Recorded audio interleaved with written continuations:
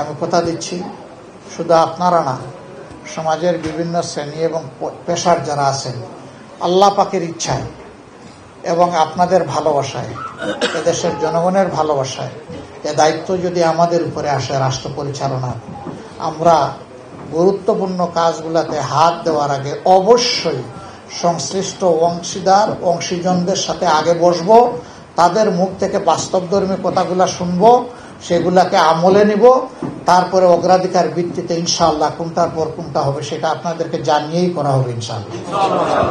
জনগণকে অন্ধকারে রেখে আমরা কিছুই করব না। জনগণকে সাথে নিয়ে স্পষ্ট আলো এনে আমরা আল্লাহ তৌফিক দিলে এই সমাজটাকে পরিবর্তন করতে চাই, সাজাতে চাই। তবে আমাদের কথা, পচা সমাজ আর চলবে না, এই সমাজ বদলাতেই হবে। একটা বদল আমরা চাই, একটা পরিবর্তন আমরা চাই।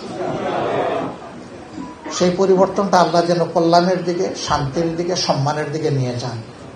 বাংলাদেশ যেন মাথা উঁচু করে দাঁড়াতে পারে। আমরা যেন আমাদের যুব সমাজের প্রত্যাশা পূরণের হাতিয়ারে পরিণত হতে পারি।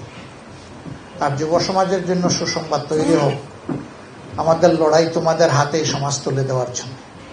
তোমরা প্রস্তুত হয়ে যাও এটাকে ধারণ করার জন্য। আমরা সেদিন তোমাদের জন্য দোয়া করব, খুশি হয়ে আল্লাহর দরবারে তোমাদের জন্য বরকত দেব, এবং আমাদের যতটুকু সাধ্য থাকে সবটুকু দিয়ে তোমাদের হাতকে আমরা মজবুত করবো ইনশাআল্লাহ। আল্লাহ তাআলা এমন একটি সমাজ সমবেতভাবে সকলে মিলে আমরা যাতে করতে পারি, যেই সমাজে ইনসাফ থাকবে, যেই সমাজ কুরআনী সমাধানের মাধ্যমে চলবে, যেই সমাজে মানুষ মানুষকে সম্মান করবে, ভালোবাসবে, এরকম একটা দরদী সমাজ, মানবিক সমাজ আল্লাহ যেন আমাদেরকে গড়ার তৌফিক দান করেন।